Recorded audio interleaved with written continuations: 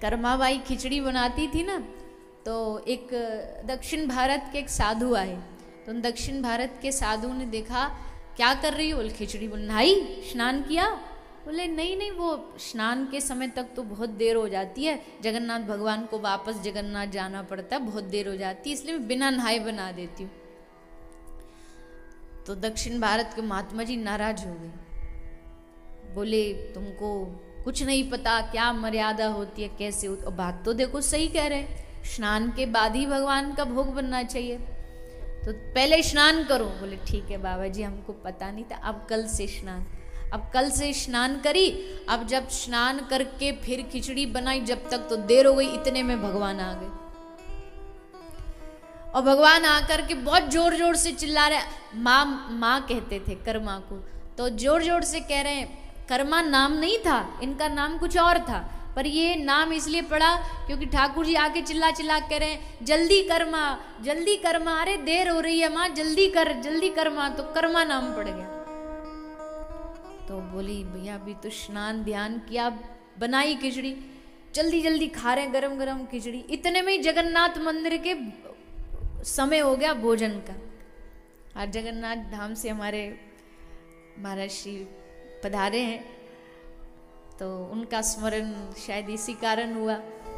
तो जगन्नाथ मंदिर में घंटी बज गई, मतलब अब पुजारी जी खोलने वाले पर्दा, और ठाकुर जी वहां हैं राजस्थान, मौज ले रहे हैं, खिचड़ी खा रहे हैं। दुनिया का अकेला, पूरे विश्व में अकेला एक ऐसा मंदिर है जहां एकादशी को भी खिचड़ी का भोग लगता है, कर्मा की खिचड़ी। तो जैसे पर्दा खोला, वो जल्दी भाग भाग के आए, इतना सेटिंग वेटिंग करे अपने कि भैया अब पर्दा खुलेगा, तो सेटिंग तो सब ठीक थी, पर पुजारी देख करके आंख खुली खुली रह गई, अभी तो भोग नहीं लगा, और इनका पूरा हाथ और पूरा मुंह खिचड़ी में सना हुआ था। पुजारी जी ने कहा प्रभु कहाँ उदम करके आ रहे हो? बोले कहना नहीं किसी को, कर्मा की खिचड़ी खा के आ रहा हूँ, पता नहीं कौन सा बाबा आ गया, उसको सिखा पढ़ा दिया, नहा धो के बना, अब जब तक मैं वो नहा धो के बनाती इतने यहाँ मंदिर का भोग का समय, जाओ उस बाबा को समझा के आओ। पुजारी जी को भेजा, सत्य घटना, पुजारी जी बाबा के पास गए, बोले बाबा आपने ये ठीक नहीं किया। बाबा बोले लो, ऐसा भगवान सही करें तो भी इसको ठीक ना लगे, पर वो समझ गए कि भगवान भाव के खातिर कह रहे हैं। तो जाकर के कर्मा को कहा बेटी तू जैसे पहले भोग लगाती थी ना, भगवान का वैसे ही भगवान वैसे ही चाहते हैं। कर्मा बोली चलो एक टेंशन खत्म, अब बिना नहाए भोग लगाऊंगी और ठाकुर जी को पवाऊंगी। तो कई बार हम गलती सुधारने के चक्कर में खुद माथे पे अपराध ले लेते। ऐसे कई, एक रामानंदी साधु थे, कुछ एक मंत्र जपते थे, राजीव लोचन कमल नयन, तो उल्टा जपते थे, किसी ने आके सीधा करा दिया तो भगवान सपने में गए, बोले नहीं उल्टा ही ठीक है, हम उल्टा ही जपना पसंद है हमें। तो विचित्र ठाकुर हैं ये, विचित्र भगवान है। तो कृष्ण ना भी बोलता कई लोगों से किशन बोलते, हरे किशन, उसमें भी ठाकुर जी मान लेते, चलो हमारा नाम। एक बच्चा बोला कि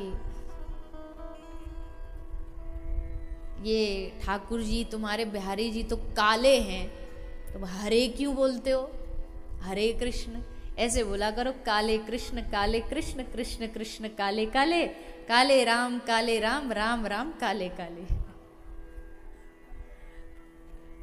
बात में तो बच्चे के तो दम था, बेचारा तो बोला हरे तो है ही नहीं, ये काले हैं। तो फिर बच्चे कुछ समझे, हरा, ये हरे कौन है? हरा है राधा रानी, राधा रानी का एक नाम है हरा, पर ये संस्कृत का मंत्र है, कली संतोपनिषद का मंत्र है। तो हरा संस्कृत है, तो हरा का संबोधन के कारण संस्कृत में हरे बन गया। तो हरा राधा रानी, हरे राधा रानी, हरे कृष्ण कृष्ण कृष्ण हरे हरे, हरे राम। राम मतलब लोग समझते हैं ये वो वाले राम हैं, त्रेता वाले राम, लेकिन महामंत्र में जो राम आते हैं, इस मंत्र में ये राम जो कण कण में रमण करने वाले हैं, कण कण में रमण करने वाले ठाकुर जी। तो यहाँ भी राम का मतलब भी कृष्ण ही है, अब इसमें भी कई लोग दुविधा करते हैं कि जी राम वाली लाइन पहले लेनी चाहिए, कृष्ण वाली बाद में लेनी चाहिए। तो देखो उपनिषद के हिसाब से तो मंत्र जो है वो हरे राम पहले, हरे कृष्ण बाद में, उपनिषद के हिसाब से। और ये उपनिषद का मंत्र, और वेद और उपनिषद का मंत्र बड़े नियम से लिया जाता है। चलते फिर से नहीं ले सकते, बेड पे बैठ के नहीं ले सकते, जूता चप्पल पहन के नहीं ले सकते, जबकि हमको भगवान का नाम हमेशा लेना है। तो महाप्रभु ने, श्री चैतन्य महाप्रभु ने कृपा करके इस मंत्र में हरे कृष्ण पहले कर दिया। अब ये उपनिषद मंत्र नहीं बचा, अब ये नाम बन गया, हरि नाम। अब इस हरि नाम को आप कभी भी ले सकते हो, नहाते धोते, शौचालय में बैठे, गाड़ी में बैठे, चप्पल पहने, बेड पे सोए। अब ये उपनिषद मंत्र नहीं, अब ये हरि नाम हो गया। इसलिए हरे कृष्ण पहले बोला जाता है और हरे राम बाद में लिया जाता है। तो ऐसे कृष्ण, कृष्ण का नामकरण हुआ। फिर धीरे धीरे श्री ठाकुर जी थोड़े से बड़े हो रहे हैं, थोड़े भाव से बड़े होते होते कुछ ना कुछ लीलाएं करते हैं। भावग्राही जनार्दन, भगवान का नाम क्या है? भावग्राही, भाव को ग्रहण करने वाला। और जैसा अभी थोड़ी देर पहले बताया कि भाव से गलती भी भगवान को स्वीकार है। एक पूज्यपाद श्री रामायणी जी एक कथा सुनाते थे, उनकी बड़ी प्रसिद्ध कथा, बहुत प्रवक्ता उसको अपनी कथाओं में बोलते भी हैं। लेकिन भगवान का भक्त था, भोला सा भक्त था, उसको ज्यादा कुछ ज्ञान व्यान आता नहीं था और ग्रस्त धर्म में रहता था, मतलब परिवार था उसका, परिवार के साथ रहता था। अब परिवार वाले उससे बड़े दुखी थे। दुखी क्यों थे? क्योंकि वो खाता बहुत था, बहुत भोजन करता था। उसको 15-20 रोटी एक समय, फिर दोपहर को, फिर शाम को। तो हमारे घर वाले बड़े दुखी थे उससे, उसे बार बार कहते जा तू यहाँ से चला जा, जा तू यहाँ से चला जा। अब वो बेचारा एक दिन सब छोड़ छाड़ के एक साधु जी के आश्रम पे आ गया, एक बाबा जी गुरु जी के आश्रम पे पहुंच गए। महाराज जी तो इसको बड़े भाव से गा गा के सुनाते थे, पर वो उनकी अदा अलग थी। तो आ गए, अब आ गए महाराज जी के आश्रम पर। तो महाराज जी से कहा, महाराज जी आश्रम में जगह मिल जाएगी थोड़ी? बोले हाँ बिल्कुल मिल जाएगी, थोड़ा बहुत देखो सेवा करनी पड़ेगी, झाड़ू पोछा, बर्तन वर्तन साफ सफाई थोड़ा ये कर दोगे? बोले जो कराना कर दूंगा, बस शर्त हमारी एक है, भोजन समय पे मिलना चाहिए। हमारे घर वाले कहते हैं कि ये बड़ा खाना खाता है। बाबा जी ने कहा कोई बात नहीं भैया, जिसका जितना खाता है वो उतना ही खाता है, तो तू चिंता मत कर, हमारे यहाँ कोई भोजन भंडारे की कमी नहीं है। साधुओं के भंडारों में तो बड़ा बढ़िया माल टाल मिलता है, तो तू जो कहेगा वो खाने को मिलेगा। रह गया, अब झाड़ू लगा देता, महाराज जी का चौका लगा देता, बर्तन वर्तन साफ कर देता, रोज भरपूर लड्डू रसगुल्ला रबड़ी सब खाता चकाचक, बढ़िया उसके दिन कट रहे थे। 10-15 दिन हुए। अब जैसे एक दिन जगा, अब रोज सुबह 4 बजे से कढ़ाई चालू हो जाती है आश्रमों में, तो भोजन प्रसादी बनना चालू हो जाती है। आज सबरे चूल्हे बंद पड़े थे, चूल्हे में न लकड़ी न अग्नि कुछ नहीं। तो उसने किसी से पूछा कि जी भैया आज कौन सा ऐसा दिन हड़ताल आ गई जो आज सब कुछ बंद पड़ा है? तो एक बोला भैया जी आज एकादशी है। बोले मतलब एकादशी को आश्रम में भोजन नहीं बनता, सब फलाहार करते। तो भागा भागा गया महाराज जी के पास, गुस्से में बोला महाराज जी हम पहले ही बोले थे आपको, एक ही शर्त है, हमको भोजन मिलना चाहिए, हम फलाहार वाले नहीं, हम फुल आहार वाले हैं, हमको एकदम चकाचक चाहिए पेट भर के। बाबा जी बोले देखो आश्रम का नियम, यहाँ कोई भी भोजन नहीं परोसा जाता, अन्न नहीं, और अन्न खाना और खिलाना भी पाप है। पर भैया अब देखो तुम्हारी आत्मा को भी दुख देना पाप है, तो हम एक रास्ता निकाल सकते हैं कि थोड़ा सा आलू थोड़ा सा आटा तुमको दे देंगे, आश्रम से थोड़ा दूर जंगल में जाके तुम अपने लायक बना के खा लेना। हाँ चलेगा चलेगा बिल्कुल चलेगा। पर गुरु तो गुरु होता है ना, गुरु ने कहा कि खा तो लेना पर एक शर्त है, भगवान को भोग लगा के खाना। बोला हाँ हाँ भोग लगा के खाएंगे। अब उसको पता था भोग लगा के हाथ जोड़ के उनको अर्पित करेंगे, फिर सबरा माल यहीं आना है। भोग का सबको कंफर्म होता है ना कि जितना चढ़ा के यहाँ 4 रोटी 4 ही वापस आएंगी। अगर उसमें से एक गायब भी हो गई ना तो हमारी मति ऐसी, हम ये नहीं सोचेंगे भगवान ने खा लिया, हम सोचो कोई चूहा हुआ लेगा होगा। हमें पता है ये तो खाते ही नहीं है, ये तो खाने वाले हैं ही नहीं। तो बोला ठीक ठीक भोग भोग लगाएंगे तब खाएंगे। आ गया आटा थोड़ा आलू लेकर के आया, जंगल में इसने भोजन बनाया। राम जी का थोड़ा भक्त था तो बुला रहा भगवान को, आज मनी अर्घा न आरती यहाँ यही मेहमानी, रूखा सूखा पाओ प्रेम से पियो नदी का पानी।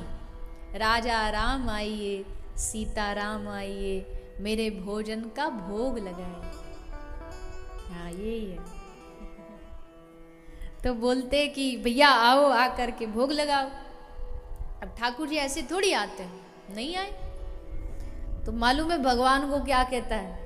भगवान को कहता है भूल करोगे यदि तज दोगे भोजन रूखे सूखे। आपको क्या लग रहा है रूखा सूखा भोजन है? भूल कर रहे हो बहुत बड़ी।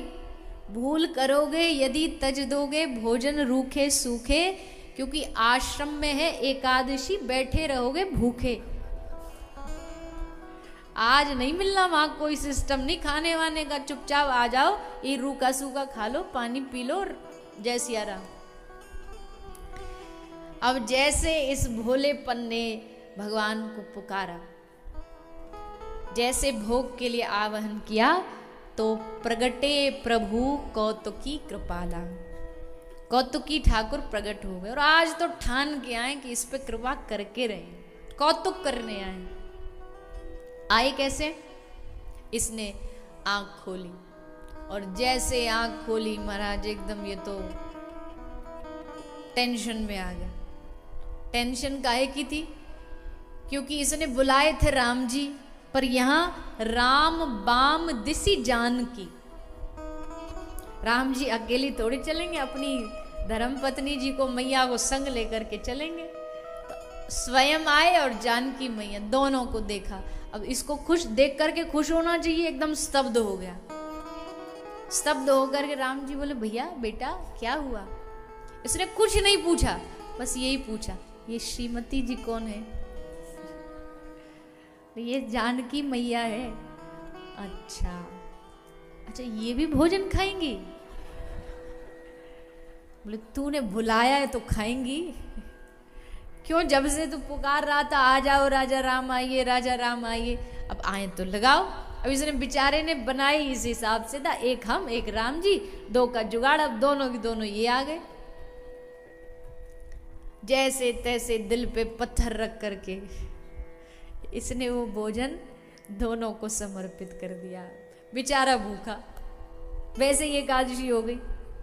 अब अगले एकादशी को बोला ध्यान रखूंगा, 3 का लेके आऊंगा। तो गया गुरुजी। गुरुजी वो तो 2 आ गए थे, तो थोड़ी सी सामग्री बढ़ा दो। गुरुजी को लगा भूखड़ है ये, वैसी पहले भूख भूख करता था, तो इसको थोड़ा सामग्री बढ़ा दी जाए। तो बोला इसको थोड़ा और दे देना, झूठ मूठ नाम ले रहा है, जा ले जा 3 का ले जा। तो ले गया। अब इसने फिर भोजन बनाया, फिर राजा राम आइए सीता राम आइए, मेरे भोजन का भोग लगाइए। और आँख खोली कि आज तो हम 3 का भोजन बनाए हैं। और जैसे आँख खोली राम बाम दिसी जान की, लखन दाहिनी ओर। अब तो महाराज फिर एकदम बहुत चक्का रह गया। बोले आज ये कौन से भाई साहब को ले आया आप? बोले सचमुच भाई साहब ही है हमारे, भाई साहब ही लगते हैं लक्ष्मण जी। तो 3? बोले हाँ 3। अब 3 का भोजन बेचारे ने जैसे तैसे परोस दिया। अब परोस करके फिर भूखा रह गया। अगली बार फिर गुरुजी से एक्स्ट्रा राशन मांग करके लाया। गुरुजी ने एक्स्ट्रा राशन दे दिया। और जैसे राशन दिया, अब क्या सोच रहा है? बोलता आज पहले बुला लेता हूं।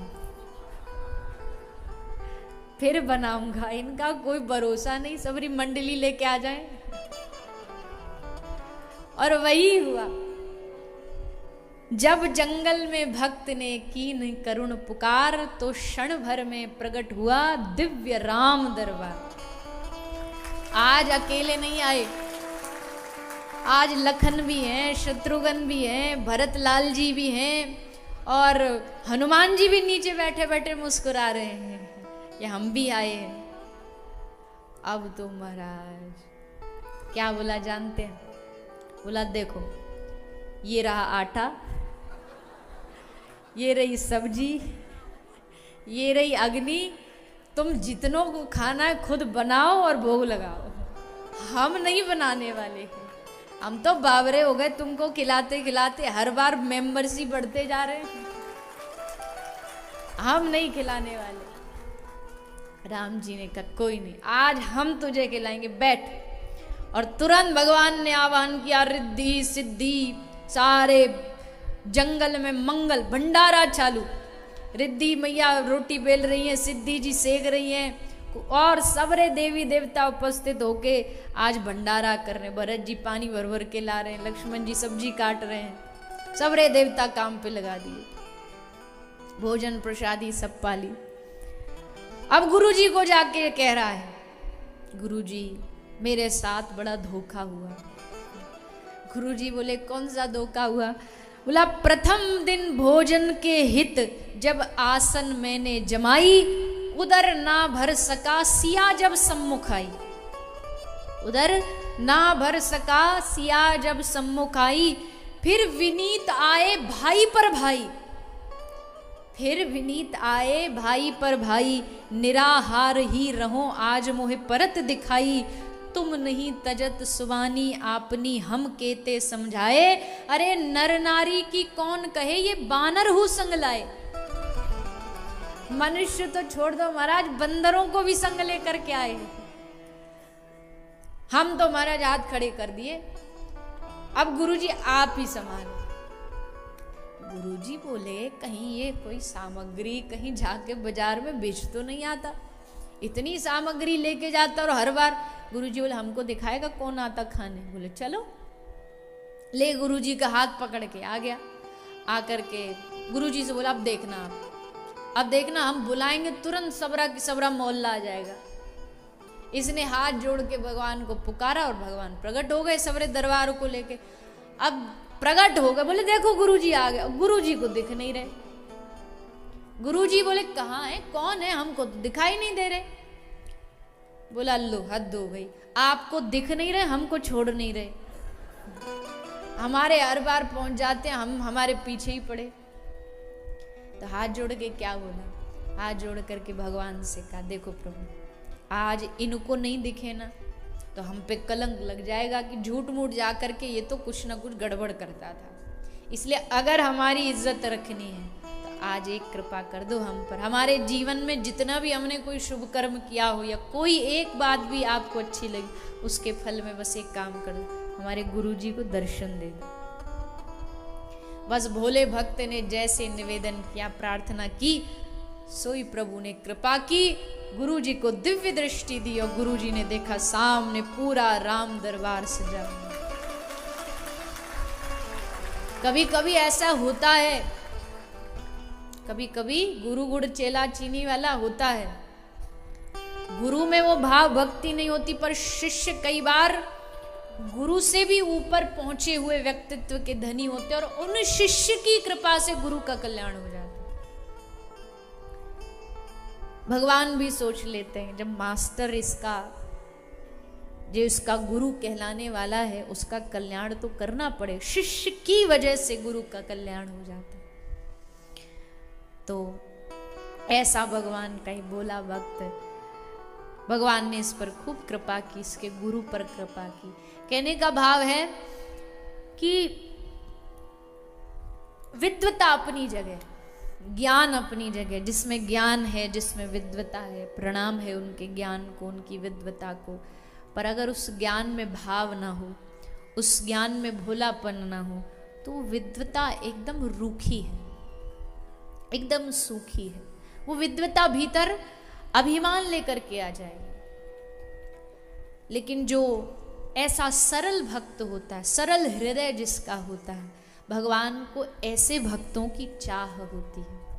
इसलिए कुछ आता भी है तो भी भगवान के सामने जाके कह दो, प्रभु हम तो अज्ञानी हैं, क्या ही जानते हम। वेद तुम्हारे मुख से प्रकट हुए हैं, वेदों की वाणियां तुम्हारे मुख से, क्या क्या ज्ञान दिखाएंगे आपको, क्या शब्द बताएंगे आपको। पर हाँ, जैसे भी हैं, चाहे अज्ञानी हैं, चाहे मूर्ख हैं, चाहे अनपढ़ हैं, पर हैं तुम्हारे, बस इतना जानते हैं तुम्हारे हैं। और यही भाव मन में बना करके रखिए कि किसी भी रूप से हम हैं, कैसे भी हैं हम, भले बुरे सब भगवान के हैं, सब उनके हैं।